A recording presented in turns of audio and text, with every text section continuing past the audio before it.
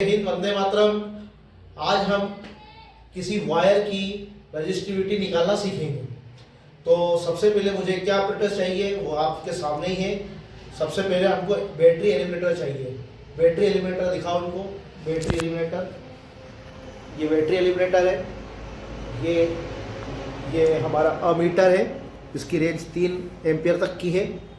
ये volt meter है, इसकी 3 वोल्ट इसका रेंज है। ये रियोस्टेट है, ये की है, और ये वायर है जिसका मुझे रजिस्टिविटी निकालना है। तो रजिस्टिविटी निकालने के लिए क्या करना है, सबसे पहले आइए समझते हैं। दोस्तों, हमें इन सभी अपरेटर्स को जोड़ा कैसे है ये सीखते हैं। तो ये बैटरी एलिमिनेटर है और इसका जो पॉजिटिव एंड है उसको मेरे को अमीटर के पॉजिटिव एंड से जोड़ना है, और अमीटर का जो निगेटिव पोल है उसे हम वोल्ट मीटर के पॉजिटिव एंड से जोड़ेंगे। वोल्ट मीटर का जो निगेटिव एंड है वो रियोस्टेट के नीचे वाले एंड से जुड़ेगा। ध्यान से याद रखना कि उसको हमको नीचे वाले एंड से ही जोड़ना है, और ऊपर वाला जो एंड है उससे हमें एक वायर खींचते हुए की के थ्रू बैटरी एलिमिनेटर के निगेटिव पोल पर, यानी कि उसके निगेटिव एंड पर जोड़ना है। अब जिस वायर का रेजिस्टेंस मेजर करना है उसे मैंने यहाँ पर एक लकड़ी पे लपेट दिया है, और इस तरीके से लपटा है कि ये तार आपस में नहीं मिले, ये ओवरलैप नहीं होना चाहिए, टच नहीं होना चाहिए। उसका क्या कारण है, तो हमेशा करंट जो है शॉर्ट पाथ को फॉलो करता है। अगर ऐसा होता है तो शॉर्ट पाथ को फॉलो करता है तो यहाँ पर इसकी लेंथ डिक्रीज हो जाएगी, और डिक्रीज हो जाएगी तो फिर हमारा रीडिंग सही नहीं आएगा। इसलिए आप ध्यान रखना कि ओवरलैप नहीं हो। अब जिस इस वायर का मुझे रेजिस्टेंस निकालना है तो उसे वोल्ट मीटर के पैरेलल जोड़ना पड़ेगा। तो ये दोनों तार, ये जो तार है इसके दोनों एंड को मैंने वोल्ट मीटर के साथ पैरेलल जोड़ दिया है। ध्यान से देख लीजिए और इस डायग्राम को याद कर लीजिए। इस डायग्राम के अकॉर्डिंग ही मैंने इसको जोड़ा है। रीडिंग के लिए हमें रियोस्टेट को मूव करते हैं और वोल्ट मीटर की रीडिंग चेक करते हैं। ये जो हमारा निडल है वो निडल बड़ी लाइन के बीच पे लेके आने की कोशिश करते हैं। ये जो 5वीं लाइन है उस लाइन पे सेट करने की कोशिश करते हैं।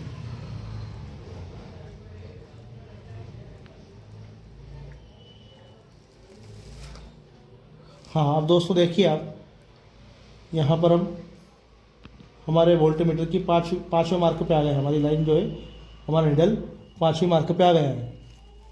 इसी तरीके से हम यहाँ वोल्ट अमीटर पे भी चेक करके बताओ, अमीटर पे क्या रीडिंग आ रही है। कैमरे को पास 2 और 3 के बीच में हमारा निडल, ठीक है। अब आइए हम हमारी रीडिंग नोट कर लेते हैं।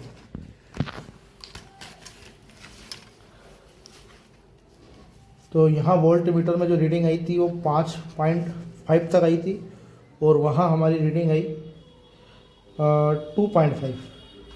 अब फिर से नई दूसरी रीडिंग लेने के लिए फिर हमें रियोस्टेट के इस चीज़ को मैं आगे बढ़ाता हूँ और 0.5 तक लाने की कोशिश करता हूँ, या फिर 0.5 तक ला दो। चलो 0.5 तक, तो 0.5 तक आता है।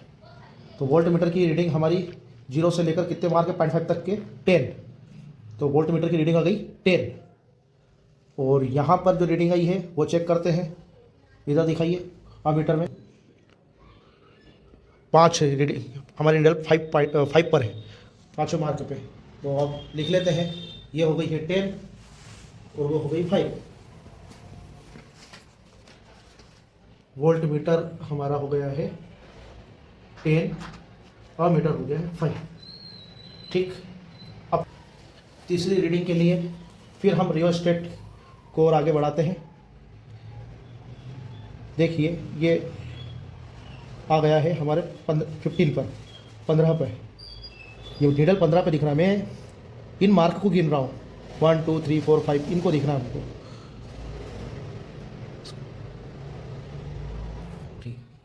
तो ये हमारी रीडिंग आ रही है यहाँ से 0 से। अगर हम इस निडल तक गिने तो हमारे को 15 पॉइंट मार्क मेजर हो रहे हैं। तो हमारी वोल्ट मीटर की जो रीडिंग है 15 आ रही है। उसी जगह हम अगर अमीटर की बात करें तो अमीटर पर हमारी रीडिंग जो आ रही है, हमें देखना पड़ेगा उठकर 5 6 7, 7 और 8 के बीच में निडल है, 7 और 8 के बीच में निडल है। तो नोट कर लेते हैं। अमीटर आ रहा है 7.5, अमीटर आ रहा है 7.5 और वोल्ट मीटर आ रहा है 15।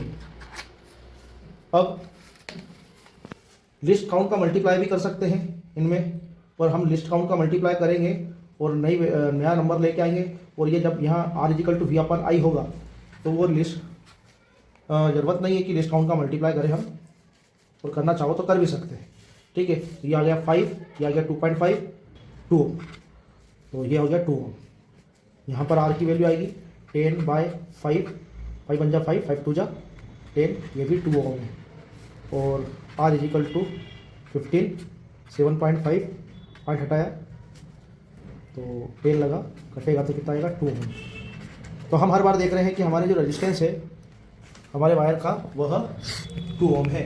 इस तरीके से आप रीडिंग निकाल सकते हैं किसी भी तार की। तो आपने वायर का रेजिस्टेंस निकालना तो सीख गए, अब हमें निकालना क्या इस एक्सपेरिमेंट में रजिस्टिविटी। और रजिस्टिविटी मतलब कि क्या होता है, ρ R/L, R रेजिस्टेंस, ए एरिया, ए लेंथ। R निकाल लिए, अब ए निकालना है, मतलब कि एरिया, और एरिया का फार्मूला होता है π/4d²। तो हम विदाउट डायमीटर के तो एरिया निकाल नहीं सकते वायर का, तो हमें डायमीटर निकालना सबसे पहले। तो डायमीटर निकालने के लिए हमें स्क्रू गेज की आवश्यकता पड़ेगी। डायग्राम है स्क्रू गेज का, और ये मेरे हाथ में स्क्रू गेज है। ठीक है, यहाँ पर इसको अगर हम ऐसे खोलते हैं, ठीक है, तो ये मेन स्केल नजर आती है, और इस सर्कुलर स्पिंडल पर है ना, यहाँ भी हमको क्या है, बहुत सारी मेजरमेंट देखने को मिलती है, स्केल देखने को मिलती है। थोड़ा सा पास में आके समझाओ, इधर देखो, ये आप देख रहे हैं ना, इस पर 70, 80, 90 ये सर्कुलर स्केल है, ये वर्नियर स्केल भी बोलते हैं इसको। और इस पर मेरे पास 100 मार्क है, और ये जो सीधी सीधी है यहाँ पर, ये वाली कहाँ तक दिख रही है आपको, 0 के बाद 5 दिख रहा है यहाँ पर, ये मेन स्केल है। ठीक है, तो हम इसको मेन स्केल बोलते हैं, और इसको वर्नियर स्केल बोलते हैं, और इसका लिस्ट काउंट होता है 0.01। ऐसे निकालते हो, देखते हैं। ठीक है, इस वायर का मैंने रेजिस्टेंस निकाला था, और मैं इसका डायमीटर निकालने जा रहा हूँ।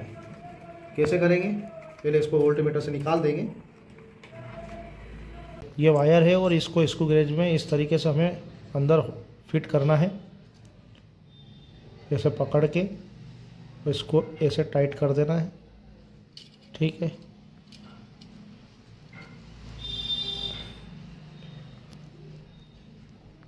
ऐसे टाइट करना है, ऐसे ही पकड़ के। ठीक है, और अब रीडिंग गिनना है। तो हमारा जो वर्नियर 0 और वर्नियर के बीच की जो डिस्टेंस है वो 0 और 1 के बीच में है। तो हमें मेन स्केल कितनी होगी हमारी, 0। मेन स्केल हो गई हमारी 0, और वर्नियर स्केल पे कौन सा मार्क मिल रहा है मेन स्केल की लाइन से, तो वो मिल रहा है 82। वो मुझे मिल रहा है ये 80 से थोड़ा सा ऊपर, कितना मिल रहा है 82। अब हम इसको यहाँ से निकाल के हम इसकी रीडिंग नोट कर सकते हैं। ठीक है, ये हमारी रीडिंग हो गई 0। वर्नियर स्केल की रीडिंग थी 82, हम उसमें लिस्ट काउंट का मल्टीप्लाई करेंगे 0.01 का, तो हो जाएगा 0.82।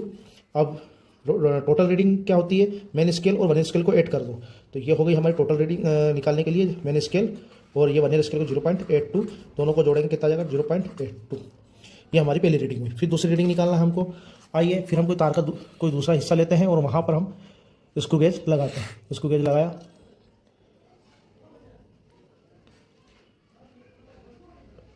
आप वीडियो देख रहे हैं, आप इसको सब्सक्राइब भी कर सकते हैं, आपको पसंद आता है तो आप इसको सब्सक्राइब करें, अपने फ्रेंड को शेयर करें, ताकि आप लोगों का एक्सपेरिमेंट बहुत अच्छा जाए, प्रैक्टिकल में आप पास हो जाएं।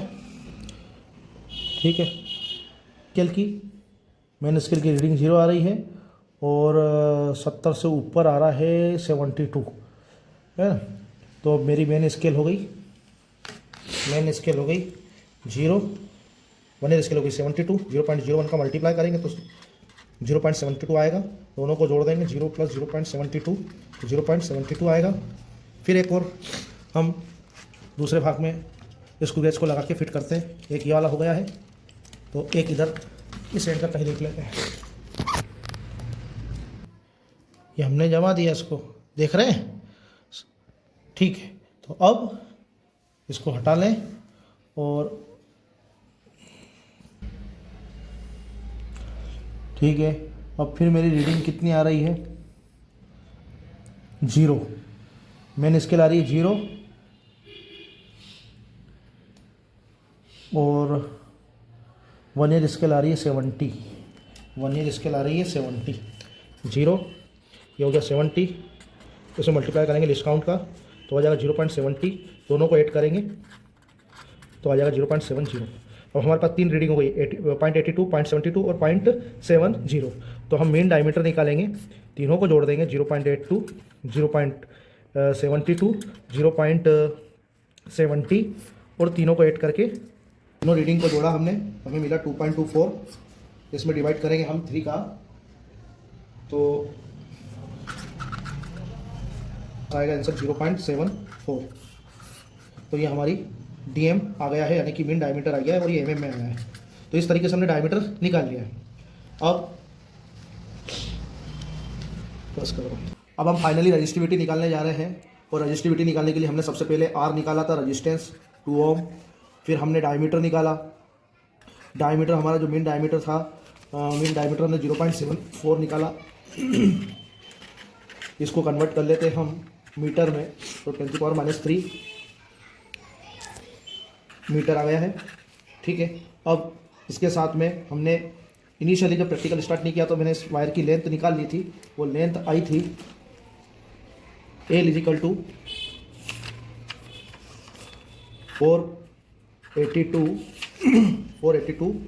482 मीटर आई थी, ठीक है। अब हमारा फार्मूला होता है रजिस्टिविटी का RA/L, रो = R/L, ऐसे भी याद कर सकते हैं आप। R अपनी जगह पे, एरिया होता है π/4 d², कैपिटल D लिख देते हैं, d² और ये L, ठीक है। तो हमारा R है 2, पाई की वैल्यू होती है 3.14, D की वैल्यू जो है 0.74 × 10⁻³ का होल स्क्वायर, ठीक है।